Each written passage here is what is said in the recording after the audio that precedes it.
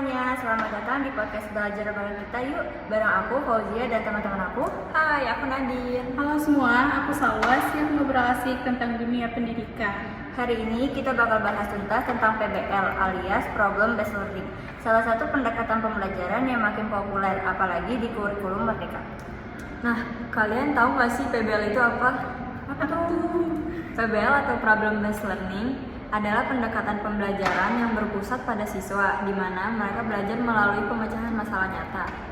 Nah, tujuan utamanya adalah membangun kemampuan berpikir kritis, keterampilan kolaboratif, dan pemahaman mendalam tentang konsep yang dipelajari. Jadi, siswa nggak lagi cuma menghafal teori, tapi diajak untuk aktif mengeksplorasi, berdiskusi, dan menyelesaikan masalah. Nah, selanjutnya, biar makin paham, kita bahas dulu yuk tujuan PBL.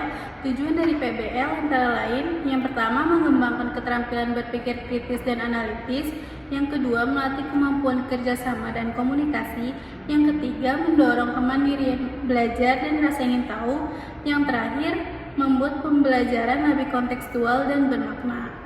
Nah, terus strategi atau cara menerapkannya itu penting banget. Ini dia beberapa strategi PBL yang efektif. Yang pertama, itu bisa dimulai dengan masalah nyata dan terbuka, misalnya masalah lingkungan sosial atau kehidupan sehari-hari. Yang kedua, itu ada dorong eksplorasi mandiri maupun kelompok. Siswa diberi ruang untuk mencari informasi dan berdiskusi. Yang ketiga, itu difasilitasi bukan menggurui. Guru berperan sebagai pendamping bukan pusat jawaban. Yang keempat, itu bisa menggunakan teknologi atau sumber belajar variatif supaya proses pembelajarannya makin kaya dan menarik. Dan yang terakhir, bisa diakhiri dengan refleksi dan presentasi supaya siswa bisa menyimpulkan sendiri apa yang telah mereka pelajari dan mereka cerna. Nah, selanjutnya kita bakal bahas langkah-langkah PBL. Ini bisa banget jadi paduan buat guru atau mahasiswa PPL. Yang pertama itu ada orientasi masalah. Siswa diperkenalkan pada situasi atau masalah yang harus diselesaikan. Misalnya, mengapa air sungai di desa A tidak layak minum? Yang kedua, identifikasi fakta dan masalah. Siswa mengumpulkan informasi awal dan menentukan apa yang sudah mereka ketahui dan belum diketahui. Yang ketiga, rumusan masalah atau pertanyaan. Siswa merumuskan pertanyaan atau fokus masalah yang akan mereka selesaikan. Yang keempat, pengumpulan data dan informasi. Siswa mencari informasi dari berbagai sumber seperti buku, internet, wawancara, dan lain-lain. Dan yang kelima itu ada analisis dan sintesis.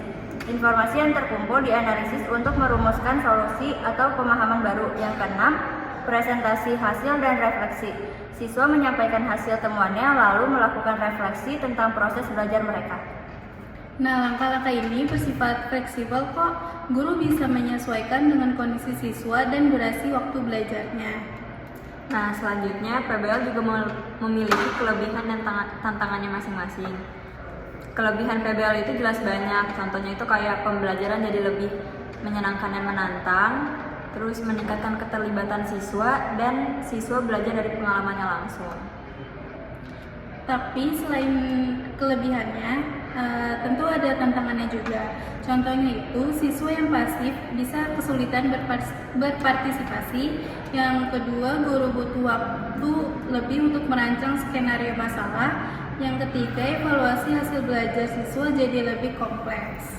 Makanya penting banget guru membuat perencanaan matang dan pendampingan yang konsisten selama proses PBL.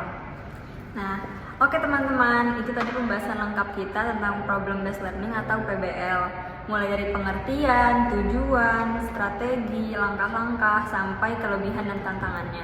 Semoga setelah ini kamu yang calon guru atau sedang belajar jadi pendidik jadi semakin siap menerapkan PBL di kelas. Terima kasih sudah mendengarkan podcast Belajar Bareng Kita. Jangan lupa follow dan share ya. Sampai ketemu di episode selanjutnya. Dadah!